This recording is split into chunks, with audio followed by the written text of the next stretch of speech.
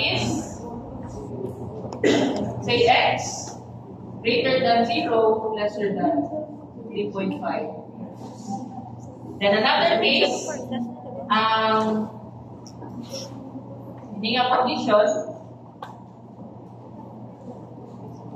R1, BC, okay, ang 1 unit load, ay na sa, naglapaw na siya sa 0.5. Okay? Diba may Pangalawa sa baba, 0 to 3.5.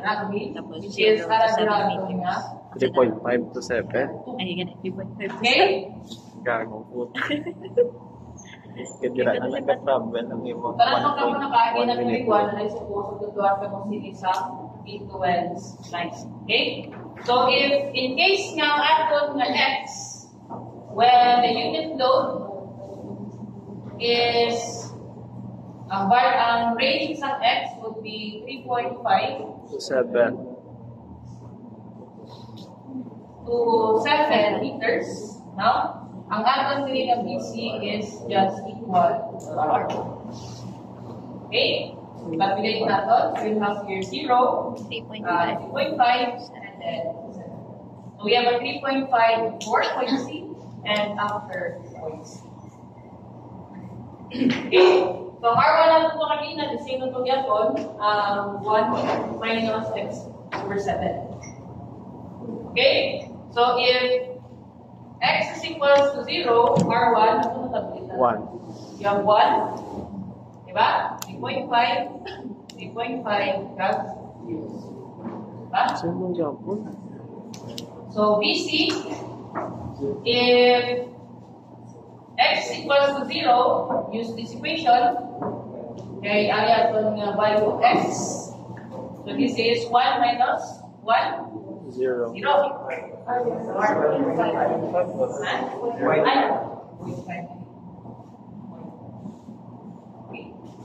Then, x is equals to 3.5 before point C. So R1 natin is 0.5 minus 1, so that would be negative 0.5. And after naman, sa 3.5 ni x, so ariyan lang gamito na sa top. So therefore BC is equal to R1, which is a positive 0.5. And then if if R1 is 0, so therefore BC is also. Tapa na? Yes. Then influence line, it should be C. X is 0, 3.5, so plot DBC, 0, negative, 0.5, positive, 0.5, and 1. Okay? So, to cause the maximum shear at the mid-span, dapat ang aton na line load should be only placed sa mid-span lang. Okay? So, it's either green or black. Yeah. Okay? So, if positive na shear ang aton after, then hindi na lang. Sabi kasi lang, parehas sa malakang magnitude. Sign na lang na malayo sila. Okay? So, solving BC using the equation sa aton nga static method. influence line. So, Gamander na yung gamito. Pero kung stated, hindi na. BC? Stated, depende sa which is na lang natin siguro sa nuklear. Ay, I mean, kasi, hindi kasi, pero magandang siya ng walang siguro ko nila. Regardless sa cycle, parehas mo na sa matangam po na yung positive, negative. Position of the loads, Okay, equal na cause maximum shear stress, that would be equal to, diba na siya, R1 now, then R2. Like, dead loads of, let's say, 45 surface, and then at i-half.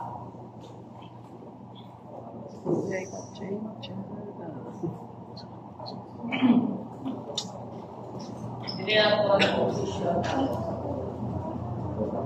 W line doon na. 30. Ako na. Okay, then solve for the shear at the point. So you can do equilibrium by statics or you can use the influence line. Influence line. Influence. Okay. So calculating BC, that will be equal to, if you will be using influence, then go the line, that would be 45 times 1.2. Multiply na natin sa load factor. Okay? And then the area of the influence line diagram. So that would be equal to area, no area. 1/2 Yo, that's times negative 0.5. Times 3.5, no? 47. Tapos may plus na sa piya. Tatlo. That would be a 0. Correct, no? So this would be 1/2 times 3.5 times 3.5. Diba 0 ni? Yes. No? Ini minus din na 0. Yes. Okay? Then plus your live load, the 30, times the load factor of 1.6, and then the area of, say, positive here. So, ako natin ang area multiply na to. So, that would be 1/2 times 0.5 times 3.5. So, bilangin ang BC, maximum at the next span.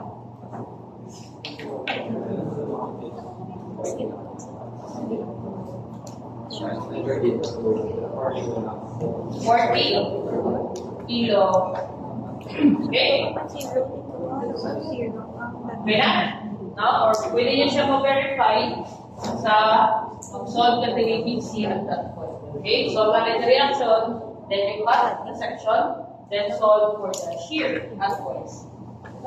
Okay? So we have... Okay, so meron na tayo sa mga values of the shear na maximum siya sa end, maximum siya sa span. So, drawing the BU diagram,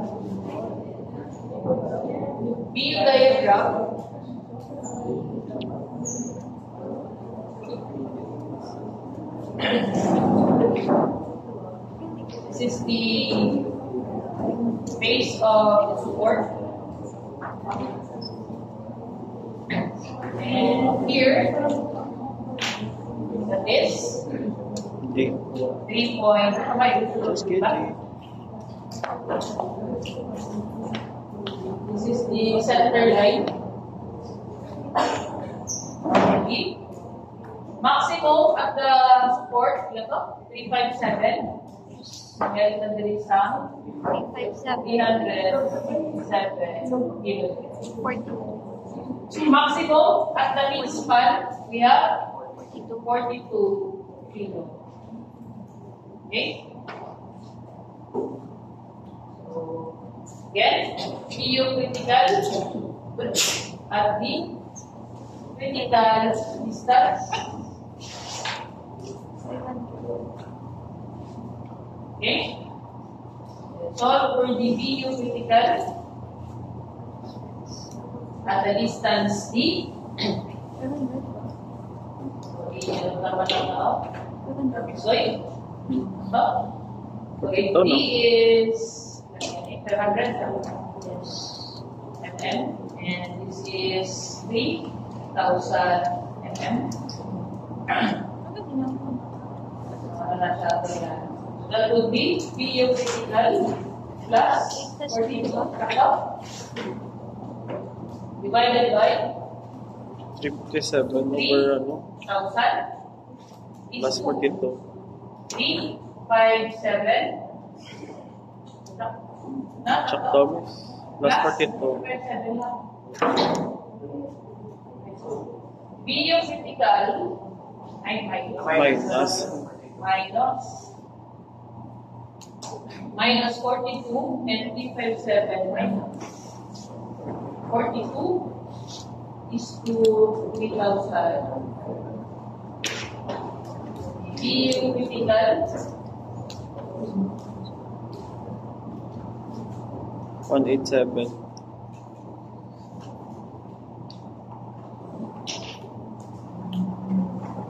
Combination of question ba?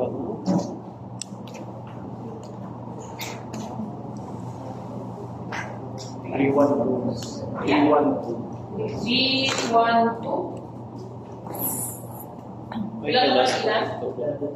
06. Okay? 312. So, mas the-coding na BU as the basis na ito na-design kung paano kanina mawala sa line load. Take note ha, na in BU diagram, this is not the shear diagram of this beam, nor the shear diagram of this beam ha. Hindi na siya ang shear diagram. That BU diagram